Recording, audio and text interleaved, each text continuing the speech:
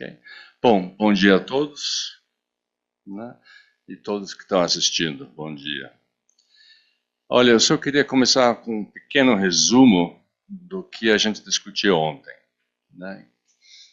Então, esse resumo seria que a massa atmosférica não é constante, né? Que a gente ganha massa conforme movimentos tectônicos, é uma coisa lenta, mas a perda de massa é bem mais rápida e acontece devido a eventos solares dentro de campos magnéticos baixos, muito baixos.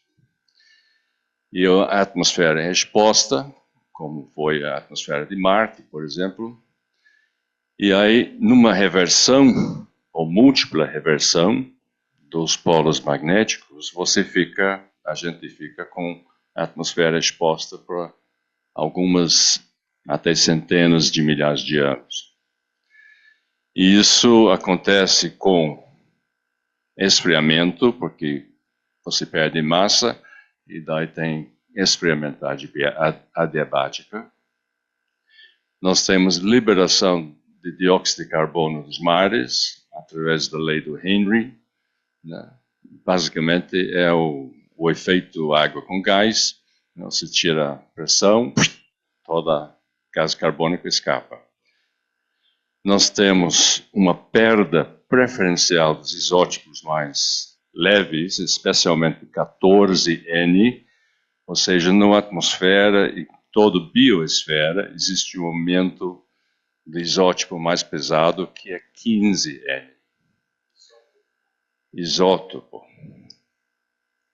E nós temos um aumento do gradiente de temperatura entre os polos e o Equador.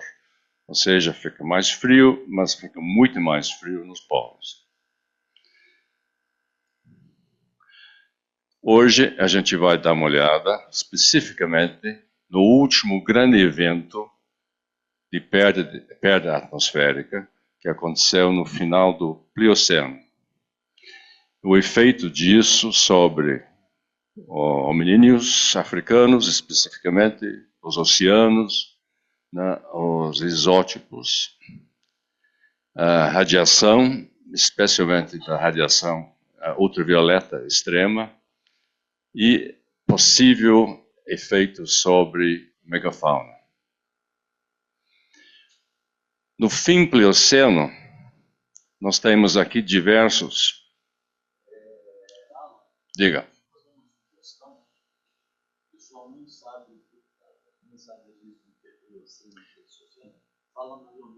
Ok, a data está aqui embaixo. Aqui é a idade em milhões de anos. Estamos falando do período assim, de 4 milhões e pouco para o fim do Plioceno, que aconteceu na última transição grande entre o Gauss e Matuyama, que é em torno de 2,6. A datação perfeita, exata, né, para nós assim, não é de grande importância. É para os geólogos, mas para nós nem tanto.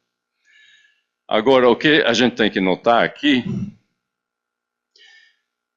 que lá para os 4, 1, 2, 3, nós tivemos um período assim, de baixíssimo campo magnético, que essa linha preta, né, e que durante a reversão cai a zero, ou cai a quase zero.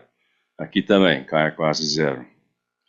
Depois é estável, até 3,6 ou 3,58, que nós temos uma outra reversão e a intensidade magnética cai bastante. E aí a 3,3 inicia uma reversão rápida chamada mamute, e aqui nós temos uns 20 mil ou 30 mil anos onde o campo magnético era praticamente zero. Isso durou pouco. Aí teve mais uma reversão, que também durou pouco. Mais uma reversão, que é Caena. E no fim do Caena, em torno de 3 milhões de anos. O início é 3,14 e o fim, onde intensidade magnética era muito baixa, eram 3 milhões. Aí nós chegamos na última grande transição, que levou tempo. Foi, voltou, foi, voltou, foi, voltou, e ficamos com diversos períodos, né, em torno de 2,6 milhões de anos, sem proteção do campo magnético. E nós vimos ontem que sem proteção, né, você tem perda de atmosfera, tudo aquilo, né, e isso é mais ou menos de conhecimento comum, né? Como nós falamos ontem, se você põe no Google, né, o campo magnético protege a atmosfera, você tem milhões de respostas. Então é comum, todo mundo sabe disso. O que não é tão conhecido, ou não é tão estudado, é o que acontece, né, quando realmente essa proteção vai a zero. E aí nós vimos aqui que vai a zero durante alguns milhares de anos, cada vez que tem uma reversão magnética. Quando vai a zero,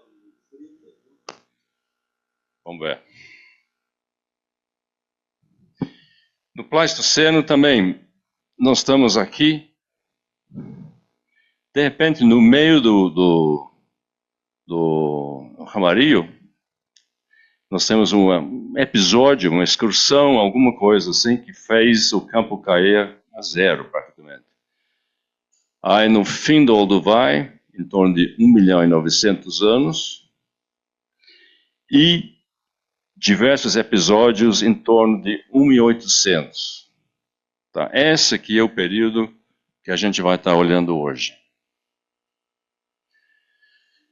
Ontem também a gente viu que a pressão atmosférica, a densidade atmosférica, no fim do Mioceno, era em torno de 1,3 bar, ou seja, 30% a mais, né, do que está hoje. Isso quer dizer que tinha florestas no Polo Norte, era mais quente, a gente tinha grandes mega tubarões, diversas, 11 espécies, né, porque tinha mais oxigênio na água.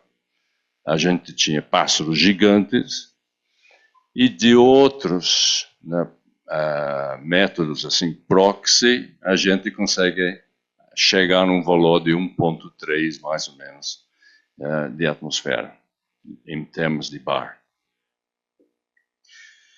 Então, se a gente olhar a acidez dos mares através de diversos tipos de foraminifera, né? Aparentemente, a gente vai ver que com esse tipo aqui, que é o Globorina Huber, né? Você pega o nome certo, né? Pelo formato de boron, o boro, dentro da casca do fóssil, né? Foi estimado o pH dos oceanos, e dessa estimativa derivado um valor provável de dióxido de carbono na atmosfera. Então, aparentemente era mais alto. Maravilha. Depois caiu. Caiu, nitidamente cai 2,6 milhões de anos atrás. Depois cai de novo, né, no meio Pleistoceno. O outro tipo, que é o Saculier, não sei como que é o primeiro nome, também, né, aparentemente, ele dá um nível de dióxido de carbono mais alto, quer dizer que era o oceano era mais ácido, e depois cai, no mesmo período, 3,1, 2,6, né? E como se fosse assim, fica mais ou menos estável. Acontece que os dados que nós temos para o mesmo período, vindo do ambiente terrestre, ou seja, estomata de folhas, bolhas de ar no gelo azul, lá da Antártida. Tudo indica que, na realidade, o nível de dióxido de carbono era 250. Então, usando um método, né, que foi apresentado agora, 2024, Giannini et al., a gente consegue calcular quanto seria o efeito da pressão, ou seja, da densidade, né, para provocar, com esse valor real terrestre, este valor aparente de pH nos oceanos. Né? Quando a gente faz isso aqui, nós chegamos à conclusão que, conforme o tipo de foraminafira examinada, por aqui, no começo do Plioceno, né, tipo 3,6 milhões de anos atrás, a atmosfera era entre 1,3 de 1,2 bar, caiu por em torno de 1,1 bar, e de 2 milhões a 1 milhão, caiu um pouco, mas menos. Ok? Agora, por que o carbono se mantém estável? Não é por que é. Na realidade, as medições dizem isso. Então, você tem as medições lá do gelo, as medições de estumata, as medições de isótopo de carbono, de âmbar. Então, essas coisas do ambiente terrestre dizem uma coisa. Né? Quando você olha para o ambiente marinho, você tem outra resposta. Isso aqui é um paradoxo.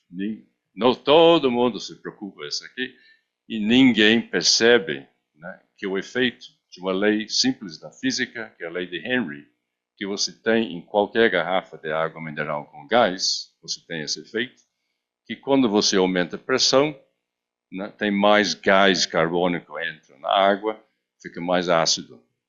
Quando você solta a pressão, né, então, no inglês fica melhor, é o Sparkling Water Effect. Né? E isso libera um monte de dióxido de carbono, inclusive fraccionado. Então, é enriquecido com o isótopo 12, e o 13 fica na água.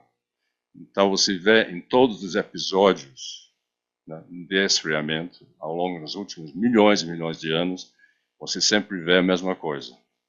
Né? Aumenta no ambiente terrestre 12, né, e cai, né, embaixo da água. Esse é outro paradoxo que também está sendo discutido, inclusive atualmente. Mas esses marcadores para o ambiente terrestre são confiáveis? São confiáveis. São confiáveis porque, eu diria que são mais confiáveis porque esse tomate já foi usado e testado assim, durante muito tempo. O do gelo, né, já tem outras coisas que já comprovaram, assim, então é super constrained. Né? O que nós temos? Tem uma outra maneira de verificar isso aqui. No Atlântico Norte, né, as temperaturas caíram, né, 3,8, né, estava esse nível, hoje está esse nível. Então, foi uma queda de temperatura que indica mais ou menos uma queda de 1,15 bar, como se fosse através de um chamado lapse rate. Ou seja, a diferença entre você estar na praia e depois você vai lá para a montanha. Então, o ar fica menos densa e existe uma queda de energia, uma queda, né, de calor. Então, a referência está aqui, mas vamos dar uma olhada de quando que isso aconteceu. O que nós temos aqui? Aí, pimba, 3,6. 3,3. 3,14. 2,9. Aqui, 2,7. né? Todas as quedas de temperatura, né, estão correlacionados com eventos, né, magnéticos. São iguais. Então, Mas não com inversão de polo. Com inversão de polo também. Então, com inversão de polo e o campo magnético baixo, nós temos esfriamento. Tá? E por quê? Né? Então, como outros fatores mostram, indicam que houve uma redução de pressão, né? Essa pressão, essa diferença aqui, a queda de temperatura, né, indica que foi adiabática, e a gente pode calcular e estimar a mesma coisa. Adiabática é o efeito de calor, quando você aumenta a pressão, né, fica quente, e quando você diminui a pressão, fica frio. É como funciona o ar-condicionado que está ligado aqui. Né?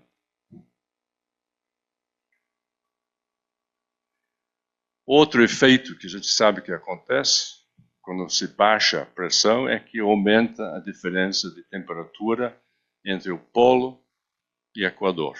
Então aqui nós temos os gradientes, né, na costa da Califórnia, aliás, na costa do Pacífico. A gente estava vendo antes o Atlântico, agora o Pacífico. Aqui na altura do Equador, aqui na altura de Los Angeles. A diferença entre a temperatura era menor. Agora é bem maior. O que seria esperado, né, porque aqui, né, esfria mais do que aqui, no Equador. É razoável, né? Aqui uns 30 graus mais ou menos, né? Califórnia. E aí, de certa forma, a gente consegue ver quando aconteceu essa redução de temperatura no Pacífico. 3.3, 3.1, 2.6, 2. Sempre o mesmo padrão. Então, quando você tem essas repetições de padrão, a boa engenharia diz que, olha, talvez tenha alguma coisa, vamos dar uma olhada. Aqui na montanha, Huayna Potosí, existe depósitos que mostram efeitos de glaciação nas montanhas. Quando a pressão cai, né, também afeta mais, né, a altitude. O que nós temos? Nós temos épocas glaciais, que são as azuis aqui. Então vamos ver.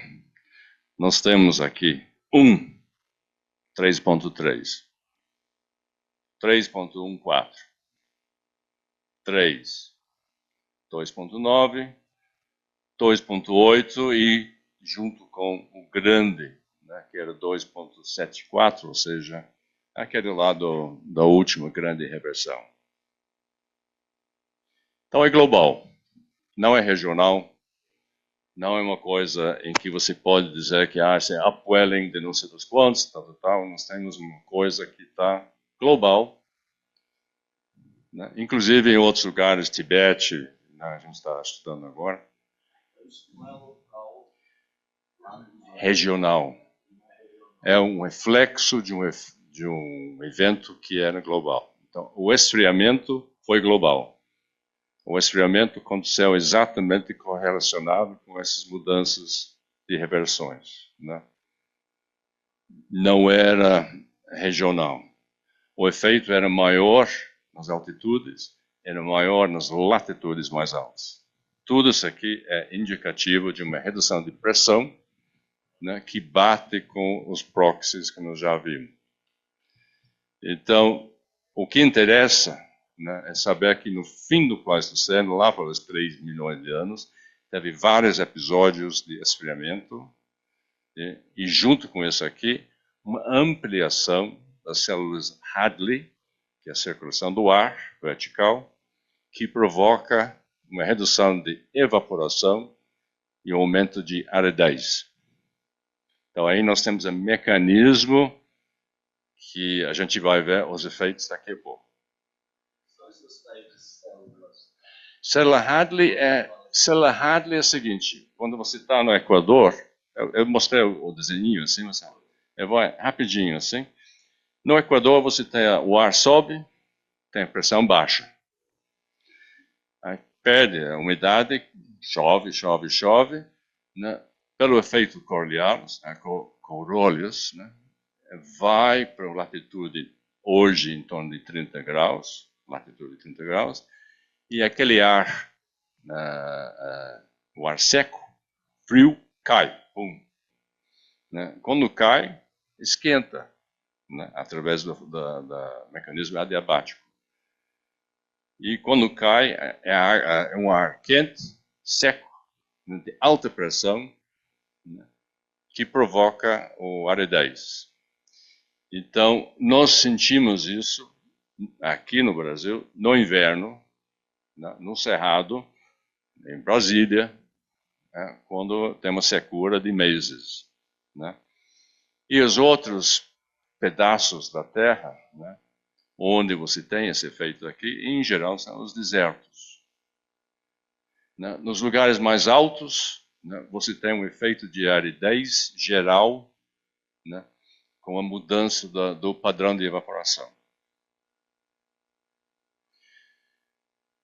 O que aconteceu, né, então? Aí nós tivemos essa perda de atmosfera, de massa atmosférica, nós temos esfriamento, e nós temos uma expansão global de savanas, né, especialmente com gramíneos do tipo C4, que são mais resistentes à aridez, né, com essa expansão das células Hadley. Tem uma coisa que me irrita um pouco nesses raciocínios, inclusive aqui no Brasil, durante o Holoceno, né? Quando você tem seca, você tem expansão das savanas. Tá? Quando você tem períodos mais úmidos, você tem expansão da floresta. Certo? Agora, como é que você explica que em plena ilha do Marajó você tem cerrado, você que eu tive lá? Sim. Inclusive é inundado por água. Quer dizer, eu não sei se quando há períodos mais secos, as florestas são substituídas por savanas. A nossa experiência em Lagoa Santa mostra que elas são substituídas por florestas secas, mas não por savanas, entendeu? Não. Então, assim, eu acho esse raciocínio de que quando há maior secura, de que necessariamente há uma expansão das savanas e não de florestas secas. A questão é assim, raciocínio. Aqui eu não estou fazendo raciocínio, eu estou mostrando os dados, por enquanto. Né? Daí depois vamos chegar um pouco mais. Essa explicação eu não sei, porque lá em Marajó não tem a mínima noção. Né? O que a gente sabe, né, através do pólen, né, é que mundialmente houve uma expansão. Então vamos ver onde que foi essa expansão.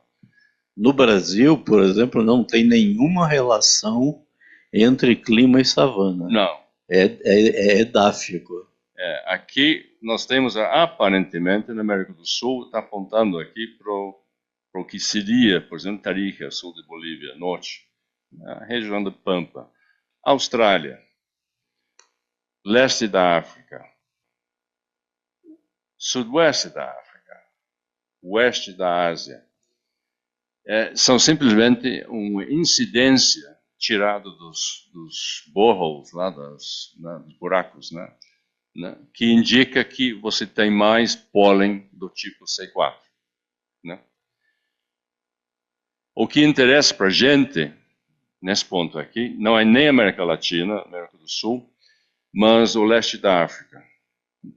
Porque aqui nós podemos ver que essa expansão, que é do dado, né, acontece quando?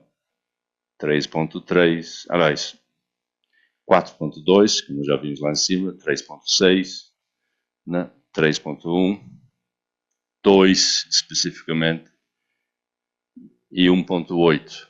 1,8 é o Olduvai, né? Que é interessante. E o que acontece aos 7 milhões de anos? 7 milhões de anos foi um outro, é o fim do o Late Miocene Cooling Event, que você teve 11 reversões magnéticas no espaço de 1 milhão de anos. E inclusive mais um evento chamado Nona ou Nana, há 6,6 milhões de anos atrás. Aí houve uma redução, foi um esfriamento, é conhecido, um aumento dos polos, etc. Tal, né? E aí o grande extinção, né, de turnover. Agora, o tipo, por exemplo, não olhei essa aqui, porque está fora da janela que a gente está vendo. Manche todos aqueles itens lá de aumento de gás carbônico, aumento de exóticos, tudo aquilo, está presente nesse evento aqui de esfriamento, né, que está correlacionado com grandes reversões magnéticas. Como tem mais 30, voltando para trás. Né? Então, se fosse um caso de 1, né, coincidência. Se fosse 2, ainda coincidência. 3, né? Aí quando você está no 30, enfim, números bem grandes, a probabilidade disso ser coincidência, não correlacionado, se fizer o cálculo, é 1 em bilhões, né? Que é um cálculo que já fez. Então, eu acho muito provável que tem. E uma das consequências foi isso, foi a expansão de C4. Porque assim, eu acho que seria importante caracterizar bem o que acontece por volta de 7 milhões, porque é quando aparece a bipedia, né? Quando aparece a bipedia, mas sabe Deus onde, e aí você tem uma grande expansão do proboscide, né? É o efeito deles sobre o meio ambiente foi, obviamente, brutal. Mas, por enquanto, a gente está, né, mais nessa origem lá dos nossos grupos. Então, nós temos aqui, de novo, relacionado aqui com as reversões, grandes reversões, né, expansão do C4.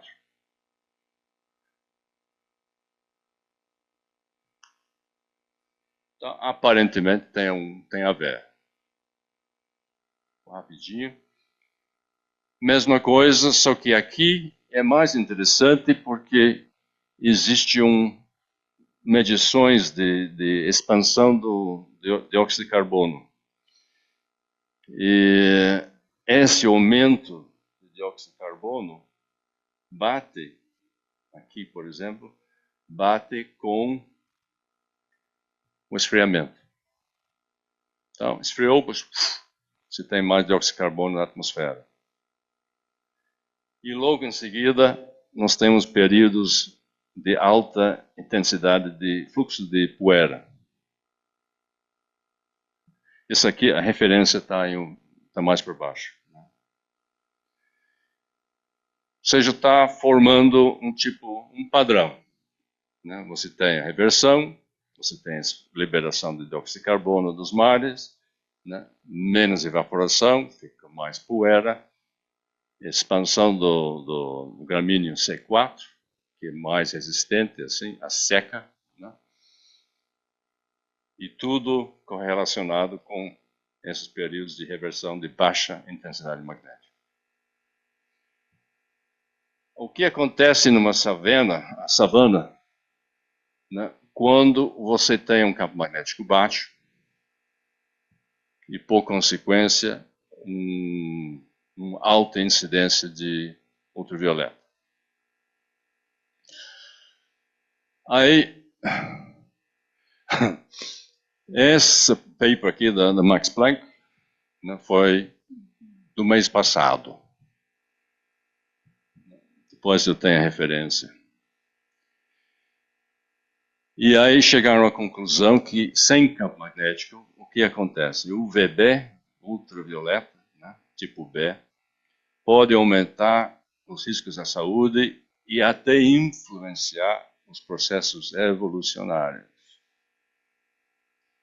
A redução severa de ozônio, e o aumento de UVB de 20-25%, leva a um aumento de 40% a 50% nas taxas de danos ao DNA.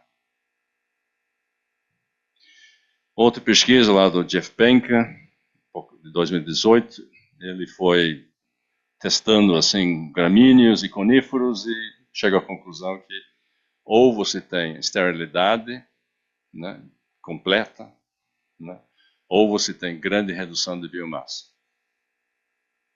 E aí foi feito algumas experiências com essas plantas aqui, a avena, não sei das quantas, né, e que chegaram à conclusão que com 8 kJ por metro quadrado por dia, ou seja, um valor, vamos dizer, um valor, né, você já tem um problema de esterilidade e perda de biomassa. Essa grama aqui, típica de savana, né, enfrenta problemas com 7,2. Não é bom, para não entrar muito nos detalhes, né? Arroz africano com 14. Esse é arroz. No valor normal aqui nos trópicos é em torno de 5. No cerrado brasileiro é mais alto por causa da altitude. A cada 1.000 metros que se vai, você ganha mais 10%. E aqui os efeitos, né, como está hoje, mais 5 né, unidades, vamos dizer. Aí quando se começa a chegar a 15 unidades, né, a biomassa é severamente reduzida. Se aplica, implica isso aqui especificamente para plantas das savanas. E há alguma expectativa de quando novamente vai ocorrer um evento solar que produza uma grande quantidade de UV? Ele tem que ser quando não tem campo magnético forte. Se você tem campo magnético forte, você tem a proteção. Pode ser bem razoável. Mas quando não tem, né, aí você tem esses problemas. E essa aqui acontece, em média, em torno de uma vez a cada 100 anos, como a gente vai ver. Quando foi o último? O grande evento foi o Carrington, em 1860, mais ou menos. Aí teve mais um agora em 1956, né, e aqui nós estamos com um campo magnético muito forte. Mesmo assim, as safras de trigo na Argentina e na Austrália despencaram 30%. Né? Não sei se é. E houve um episódio de fome na Índia. O Carrington Event aconteceu justamente quando não tinha problema de afetar grãos. O hemisfério norte era setembro, né, e a safra já foi colhida. Mas arroz, que um pouco mais tarde, ainda estava no campo, na Índia, no norte da Índia, morreram não sei quantos milhões de fome. Então é problemático. Diferença: quando você tem um evento solar, um campo magnético normal, você tem um índice de, aqui é a América do Sul, você tem aqui aumenta assim 20%, não é nada. Você vai ter um aumento de ultravioleta, põe um chapéu, né, quando muito se espalha um produto em cima da sua produção, né, que a BASF já produz, né, proteger sem problema. Quando você não tem campo magnético, aumenta, né, taxas de 200% a 300%. Este aumento dura 2 anos, mais ou menos, né, e foi-se 2 safras. Né. No caso, nas savanas, né, vão ser, pelo menos, 2 episódios, 2 ciclos de vida dos gramíneos. Então, o que tem de plantação, vamos ter que pensar na África do Sul, na África Oriental, onde nós já vimos que houve expansão do C4, né? A gente não sabe como é que é a resistência desse C4 ao UVB. Mas a gente sabe que ficava a 2.000 metros de altura. 2.000 metros de altura é 20% de aumento de UVB natural. Um campo magnético baixo, né? Quando bate um desses eventos aqui, uma a cada 100 anos, né? Cria um grande problema. E, por curiosidade, eu estive em Berlim agora, em maio, e eu ia falar com a Mônica Cortes justamente sobre essas coisas. Eu não sabia que eles tinham essa pesquisa, esse estudo, assim, prestes a ser divulgado, lá no PNAS. Mas ela ficou bem interessada especificamente em relação às plantas, né, e as condições tropicais, né, do Brasil, né, por causa da nossa exposição, né, forte à radiação solar. Agora, a savana brasileira, ela está protegida de alguma forma? Ou ela está... A savana brasileira está protegida de alguma forma desses eventos, ou é tão suscetível a esses eventos como qualquer outra parte do mundo? Tão suscetível como qualquer outro, né? Nem rezando. Agora, é uma coisa interessante. Se você imagina que pastagens, né, plantações e savanas, são plantas que operam em duas dimensões. Quando você tem floresta, a floresta opera em 3 dimensões. Então, quando você tem radiação na copa, afeta lá em cima, mas embaixo você tem a proteção. Na savana, ou nas grasslands, que talvez seja mais correto, steppe, né, não tem proteção nenhuma. Bateu, levou. Né? Aí, para um animal que está comendo na pastagem,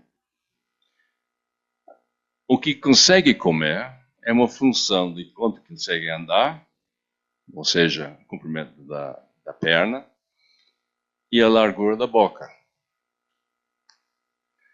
Se eu tiver um wildebeest, né, 2 vezes maior, ele consegue andar 2 vezes mais, com o mesmo número de passos, né, e com a boca dele, ele vai abocanhar 2 vezes mais. O fator é 2. Acontece que o metabolismo é uma função do volume. Então, se eu multiplico um wildebeest por 2, né, ele vai precisar comer 2 vezes 2 vezes 2. Né? Reduzido assim, mas em torno de 8 vezes. Pelo menos 6 vezes mais. Então, quando você tem menos comida, quando você tem problema de redução do fornecimento de comida, a tendência, né, pela engenharia, né, seria de redução de tamanho. As extinções dos herbívoros... Pera, com a diminuição do tamanho, você também diminui as passadas e a boca. Então, isso não compensa outra coisa? Você reduz pela metade, ele vai comer, né, metade. Só que o metabolismo ele, né, vai ser reduzido por um fator de 8, quase 8. Entendeu? Então, é super negócio, né, quando você tem escassez de recursos e não tem grande concorrência, negócio fica menor. Né? Porque daí você precisa comer menos, né, para manter aquele metabolismo. E por que então, em situação de ilha, alguns animais diminuem e outros aumentam de tamanho? Que é o caso lá do Floresiensis na Ilha de Flores. Você tem o hominídeo diminuindo de tamanho, você tem o estegódon diminuindo de tamanho, mas você tem os roedores aumentando de tamanho. tem o peixe pequeno aumentou. O jabiru que não voa, né? O lepto, não sei das quantas, ele ainda, nessa época aqui, estava vivo, né? Sem voar, 2 metros de altura. Então, os outros, né, estavam todos extintos. Como ele não precisava voar, ele conseguia manter a mesma altura. E não havia escassez de comida. Pelo contrário, né, estava cheio da comida daquele bicho. Né, em geral, quando você tem uma população isolada numa ilha, de qualquer coisa, ele também fica menor, mas é outro efeito. Né. Mas aqui, vamos lá nos estepes da África. Isso aqui é uma pesquisa que foi feita lá pelo Bibi, também da Alemanha.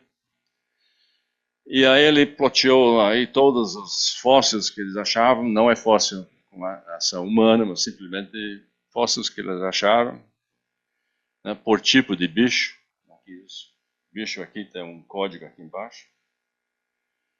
E aí ele chegou à conclusão que, olha, não houve diferença de tamanho. Aí quando eu olhei para esse troço aqui, eu falei, what? Né? Ele está fazendo uma linha reta de 7 milhões de anos. O que é isso? Né? Então, quando você dá uma olhada, aqui é tipo wildebeest, né? Então, no vermelho. Mais ou menos, né? Aqui é o búfalo. Aqui é um tipo de antílope, né? Impala. Outra coisa assim. Então, e aqui a escala está em log. Então aqui nós estamos olhando aqui, esses pontos aqui, para um wildebeest de 300 quilos. Aqui, que é um exemplo que ele calculou, está em torno de 60 quilos. Quando que ficou menor? Aqui também, 30 quilos. Um antílope. Ficou menor quando? 2,7, 2,6. Então, de novo, a gente está com o mesmo time period, né? E o outro, Olduvai, 1,8.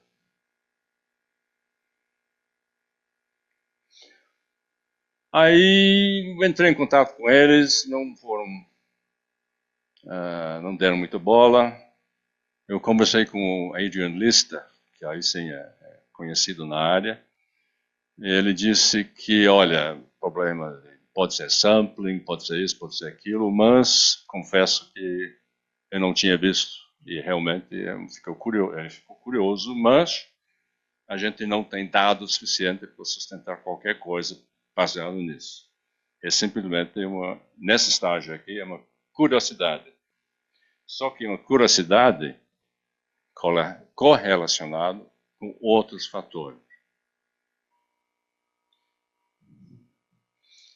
E aqui a mesma coisa, na pesquisa que foi feita lá na WASH, que houve uma renovação de megafauna, né, aparentemente em torno de 2,9 a 2,8, 2,5 a 2,3. Aparentemente. Eles não dizem assim e tal, né? Mas os bichos eram menores. Ao mesmo tempo, nós estamos com grande perda de massas de água, né? Que junto com a expansão do C4, você tem uma aridez, tem menos recursos aquáticos. Quando acontece esses recursos, mudança de recurso aquático? Bom, nós estamos aqui com um lago principal, né? Ficou reduzido aqui, né? Aí tem problema de rio, né? 2,6. Aqui também, aqui tem o lago, baixou muito, ficou crítico, todos os peixes morreram. Quando que foi? 2,3, 2,2, né? Coincidente com efeitos, né, magnéticos. Aí, o que diz as ferramentas? Então, o paper lá do Rogers e de Silese, ele diz assim, entre 2.5 e 2.58, a evidência de fabricação e uso de pedras, né, junto com fósseis, em Gona, 2.6. E aqui nós temos o desenvolvimento de um comportamento tecnológico de longo prazo, 2.3, do Rio, no Vale do Omo, que mostrando a adaptação do homínio às restrições de recursos no meio ambiente. Então, mudou alguma coisa, forçou mudança de dieta. Né?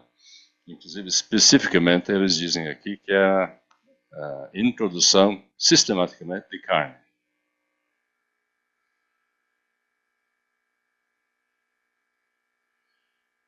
Quando a gente olha para o sítio PTK 1.8, ou seja, junto com a reversão Olduvai,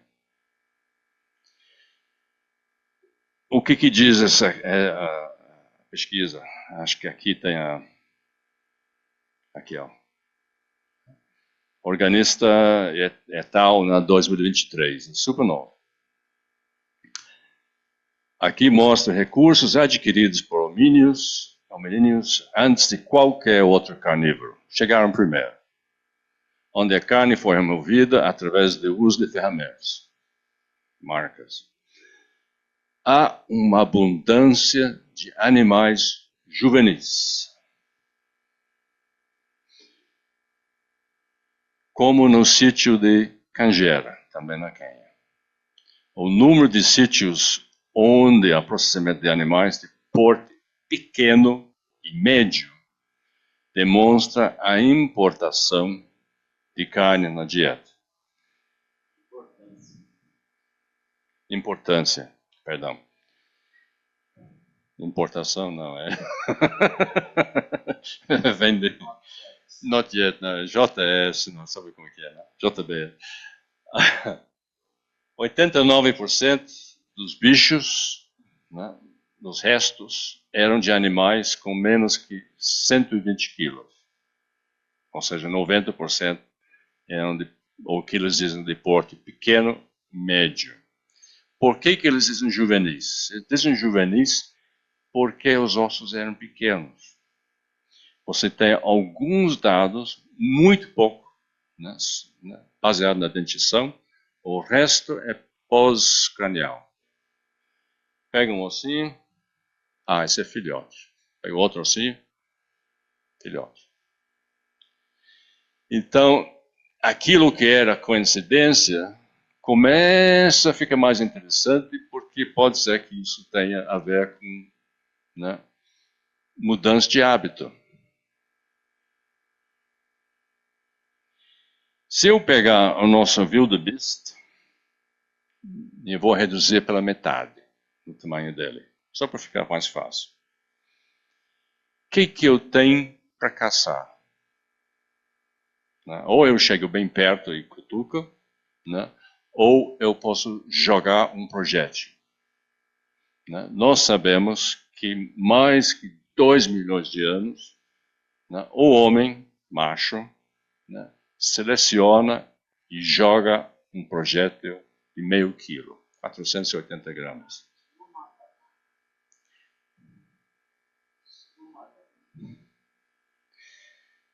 Você joga isso aqui a 200 newton-meters, que é a velocidade, um impacto de uma bala de 32. Vamos lá. Se eu jogo uma pedra nesse bicho aqui, não vai acontecer nada. Se eu jogar nas pernas, né, o rompimento do osso da perna, que é mais fina, é uma função do L ao quadrado. Então, reduzindo o bicho para bem menor, essa pedra de meio quilo, né, vai ter 4 vezes maior impacto sobre a seção cruzada, né, do osso da perna. Pura engenharia, né, clássico. Meu querido, mas no registro etnográfico não existe nenhum exemplo de caçador-coletor que mata presa com pedrada. Não, que tem outras maneiras hoje em dia, né? Mas nessa época, quando não tinha nada, e a gente sabe que eles faziam coleta e uso e até fabricação dessas coisas. Mas você não precisa fabricar uma ferramenta para jogar ela, para atirar ela contra o mamífero. Você pode pegar uma pedra natural. Podem, Manuporte. Uma no porto. E daí você faz coletânea de Manuportes. Isso. E a média dá 480 gramas. Então, mas isso não explica a fabricação de ferramentas. Mas eles fabricaram lá em Einhanesh esferoides e a distribuição de massa, a média é 480 gramas. Saiu agora, a Júlia Calabrese, acho que é. Né? Sim, mas você não precisa transformar uma pedra numa esfera para poder atirar. Eu também acho, mas eles fizeram, por alguma razão.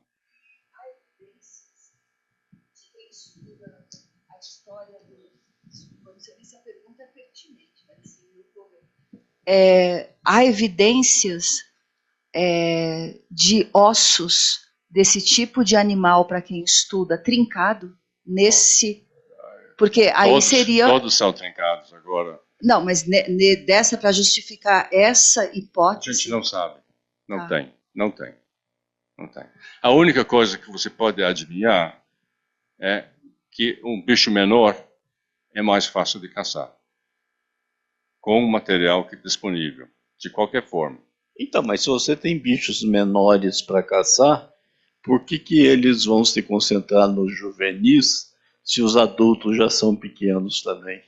Por isso que eu acho tão estranho que você tem 90% de tudo, né, é juvenil. Eles dizem que é juvenil porque é pequeno. Mas isso é uma suposição. Enquanto os dados, voltando... Mas você pode olhar nas epífises para ver se são ossos de juvenis ou se são ossos de adultos. Não precisa olhar só para o tamanho. Nessa pesquisa aqui, especificamente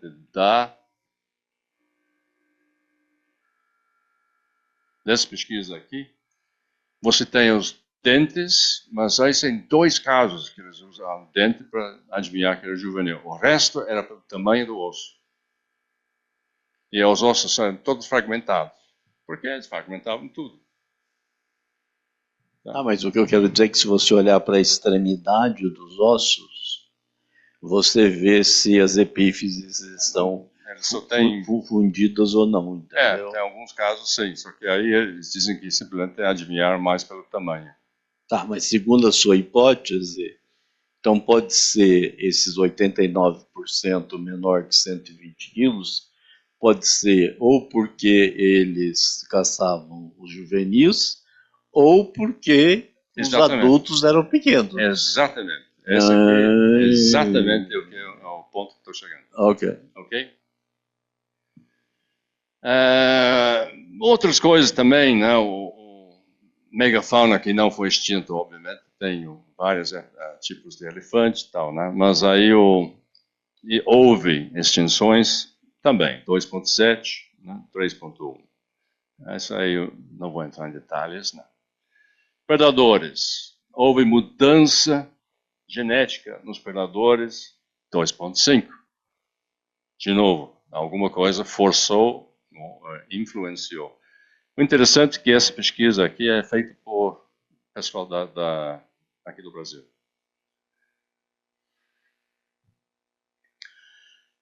E o que nós temos em relação aos nossos, eu vou chamar de bichinhos, porque é carinhoso.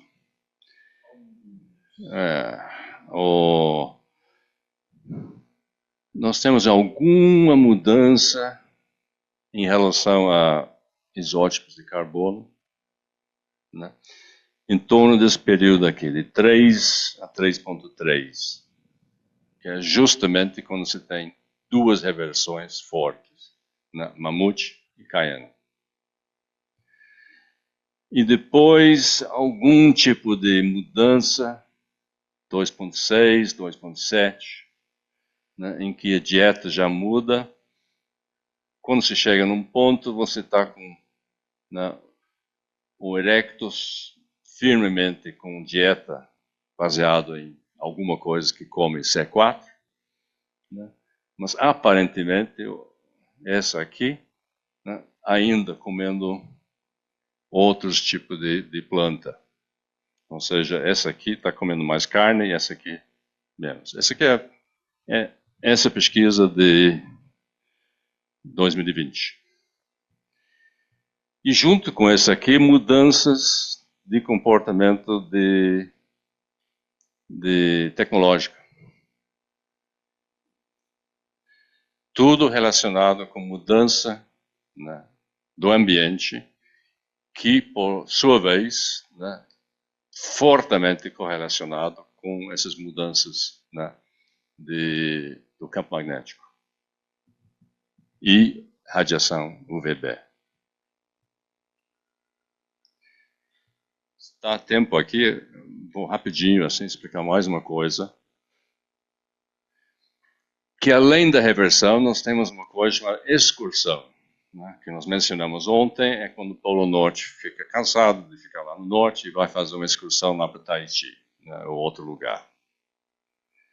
Isso é muito comum, né? O último grande foi em 40 mil anos atrás, né? Houve, na realidade, uma pequena reversão. Aí teve mais um logo em seguida, que é o chamado de Mono Lake, e tem mais um chamado de Gotemburgo, que é um pouco mais errático.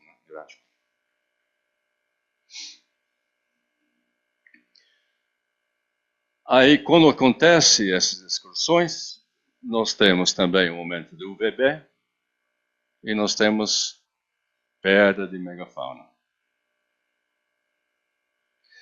Picos de perda de megafauna na Austrália, 42 mil, 38 mil, África, 12 mil, Norte América, 12 mil, América do Sul, 12 mil, na Eurásia, 42, 12 mil. Então, grande correlação entre a excursão de La Champ, Mono Lake, né, e o Gotemburgo. O Chang tem uma hipótese achando que houve danos através do UVB ao DNA dos animais, inclusive o Neandertal. O Neandertal andando, pô, tá quente hoje, pum, né, extinto. E aí ele faz uma correlação entre o campo magnético, né, que aqui já em milhares de anos, ou seja, aqui nós estamos 40 mil anos, aqui o Mono Lake, 30 mil anos, aqui as diversas excursões que houve na época do Younger Dryas, que esfriou de novo, né, e o campo magnético muito baixo, com grande incidência de radiação cósmica, né, e solar. E aí, todos os bichos ficando extintos. E a culpa sendo jogada sobre o homem. Né? Foi lá e tchuf. Né?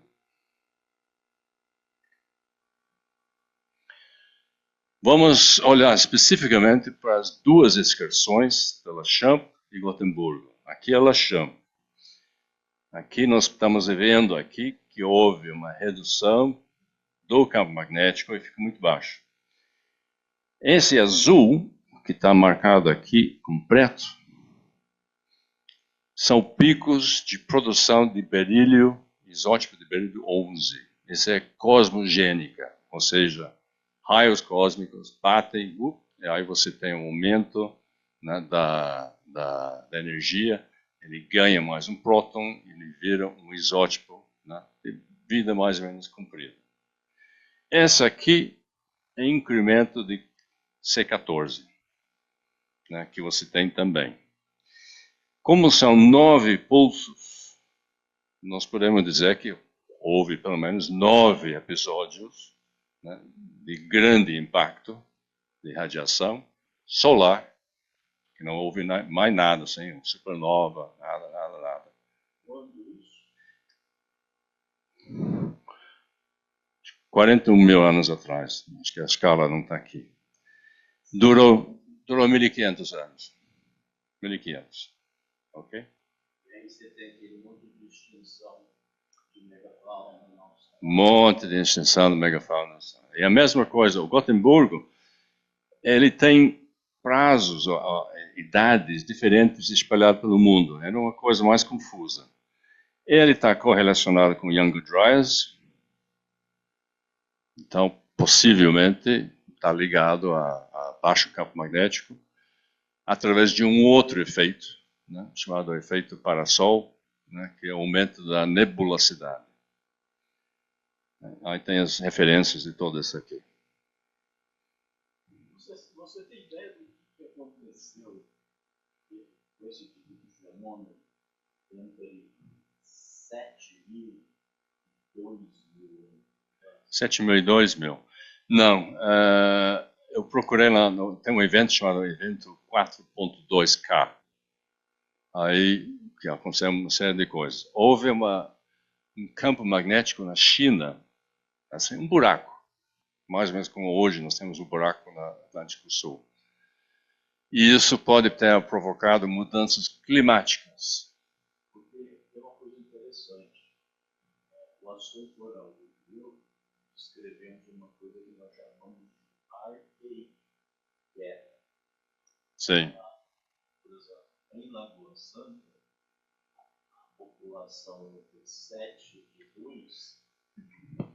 Em Lagoa Santa, a população entre 7.000 e 2.000 desaparece por completo.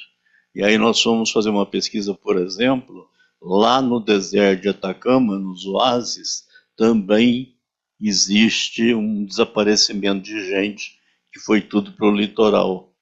E tem agora vários colegas descobrindo isso em outras regiões da América do Sul. Então seria interessante ver se entre 7.000 e 2.000 anos atrás, se você tem algum desse tipo de episódio, entendeu? Tem, mas é localizado, né?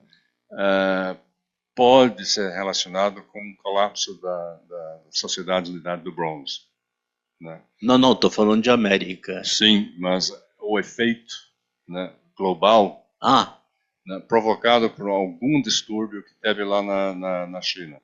Isso também é tudo muito novo e aí o pessoal está analisando esse troço, né? Mas não tem nada assim aí que você pode dizer que, olha, põe o dedo. Mas a correlação entre diversos eventos mundiais, numa certa época, né, indica que teve alguma coisa.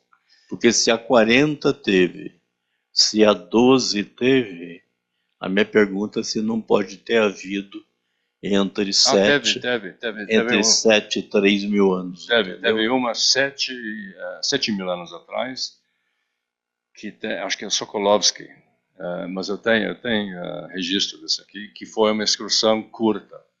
Né? Então já te convido a ler os nossos papers sobre o ArcAES. Obviamente isso vai entrar. E tentar fazer alguma correlação com esses eventos. O que acontece, rapidinho, quando você tem uma excursão, né? Você tem esse efeito parasol, mas isso é devido ao aumento de raios cósmicos, que aumenta a nebulosidade. Então, e aumenta as nuvens, baixa a evaporação e fica muito seco. Né? Isso também já foi comprovado e é uma coisa complicada, assim, para adicionar. Mas o que eu quis chegar a esse ponto aqui. Né? Nós tivemos extinção da megafauna. Tudo bem. E a megafauna que não ficou extinta? O que aconteceu com eles? Bom, então aí, bisonte, né? O clássico. Aí nós temos aqui há 40 mil anos atrás, na época do Lachamp, excursão. Olha aqui o tamanho do bichinho. Estimado. 500 quilos. Aí depois, fica grande, pum, cai de novo, 10 mil anos. Ou seja, aparentemente, nós temos um grande megafauna, não ficou extinto, né? Mas ficou menor. Né? De alguma forma ou outra, houve um turnover, uma adaptação entre espécies, né? Para se adaptar a esse mundo de duas dimensões, que é o mundo da savana, o mundo dos grasslands. E nos proboscídeos? Proboscídeos não, eles ficaram, 2.6 ficaram um monte extinto, 1.3 ficaram um monte extinto, e os grandes, né, ou você tem o da savana, ou você tem da floresta. A floresta não tem problema, né, que está coberto. A separação do genética da floresta, da savana, eu já vi alguma coisa que diz que era 3 ponto alguma coisa milhões de anos atrás.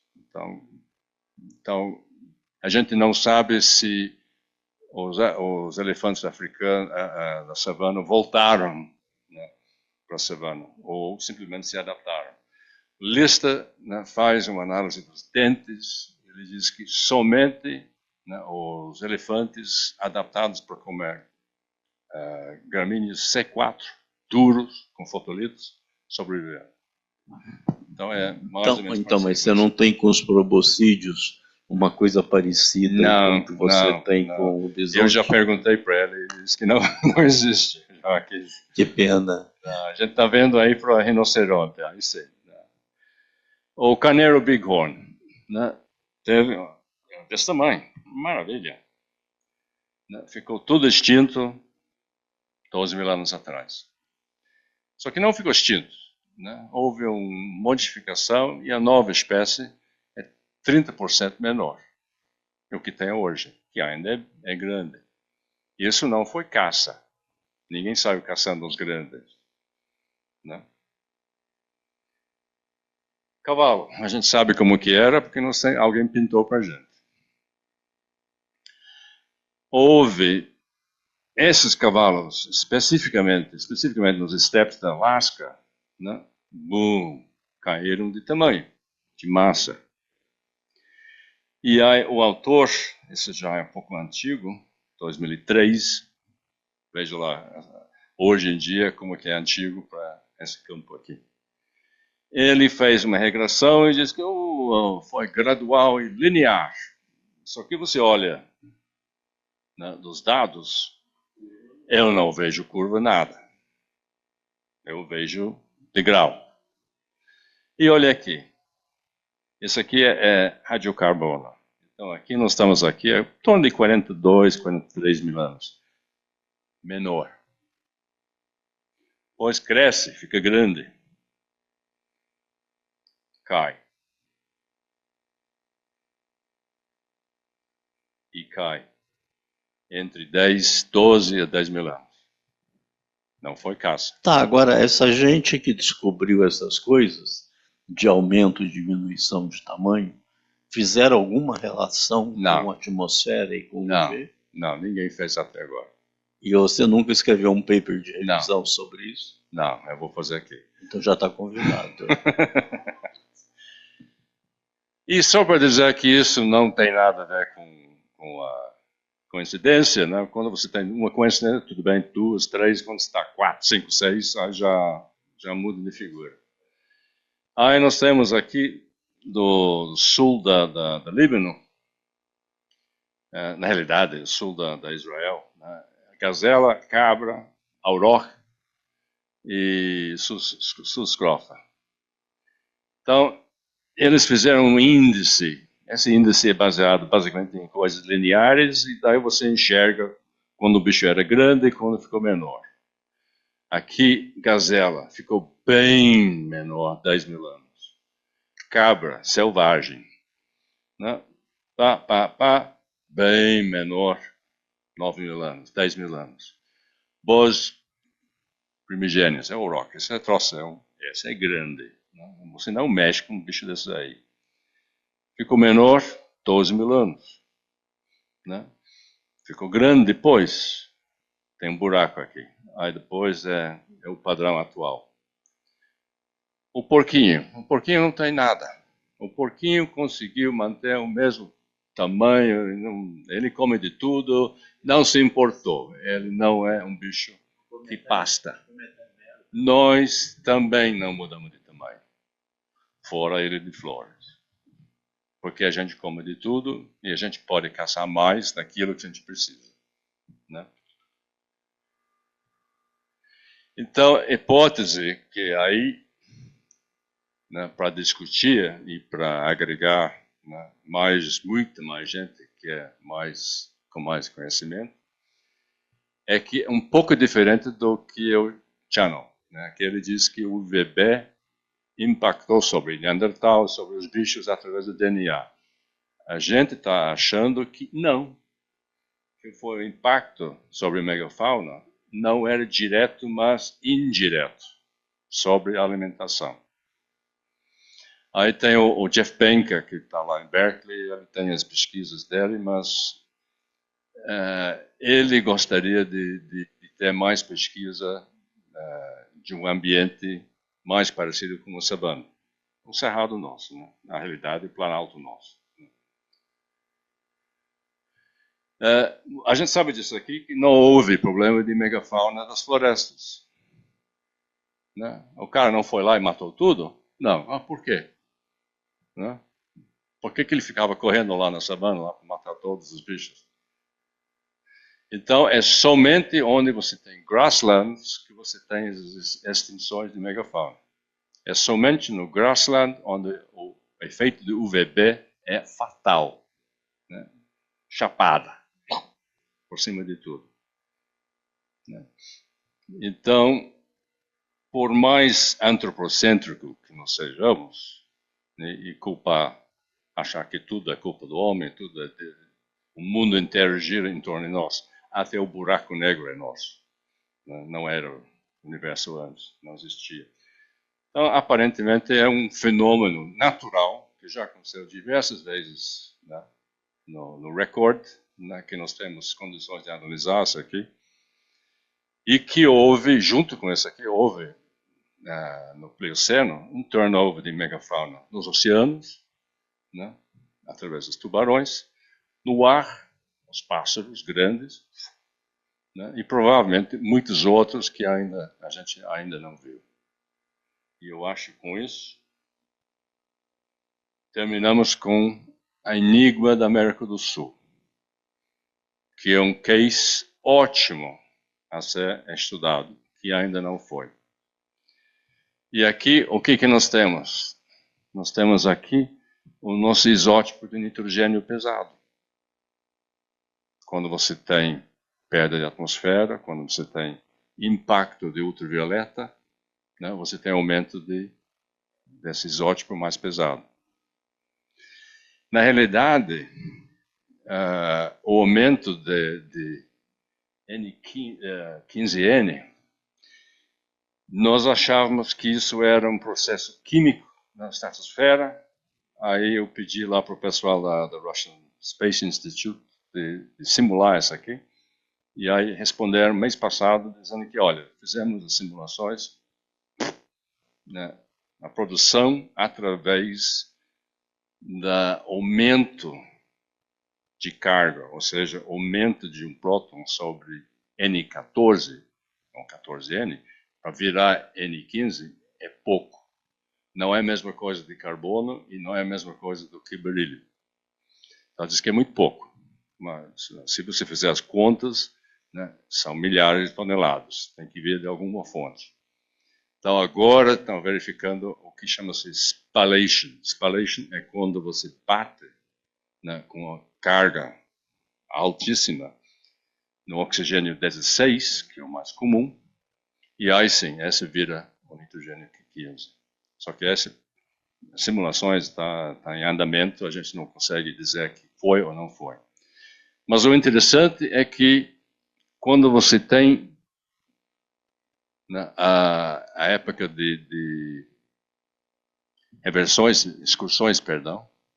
você tem um aumento muito forte, né, de N15. E isso é um problema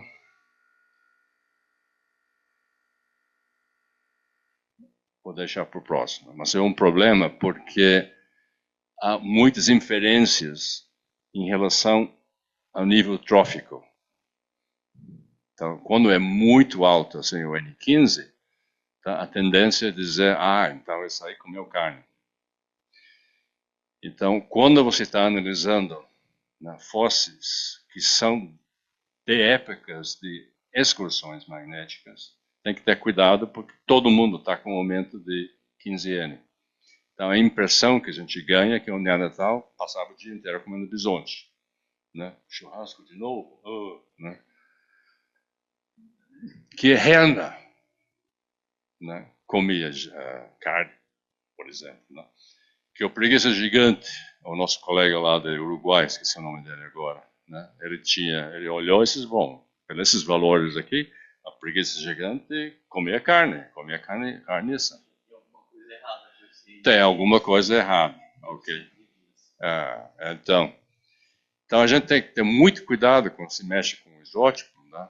E tirar inferências, porque esses não são constantes também. Né? A atmosfera não é constante, e o isótopo também não é constante. Só que ainda nós não conseguimos, né, identificar algumas coisas aqui, por exemplo. Né? Isso aqui é de carnívoro. O que tem errado? As medições são erradas? Não. Né? É que esse fóssil aqui é de uma época em que houve um aumento natural, né, na atmosfera, de alguma forma que ainda a gente não descobriu, mas, né, que essa produção foi global e pronto. Né, por isso que tem essas coisas. Tá bom? Agradeço a todo mundo que está escutando, agradeço a nossa plateia. Até a próxima.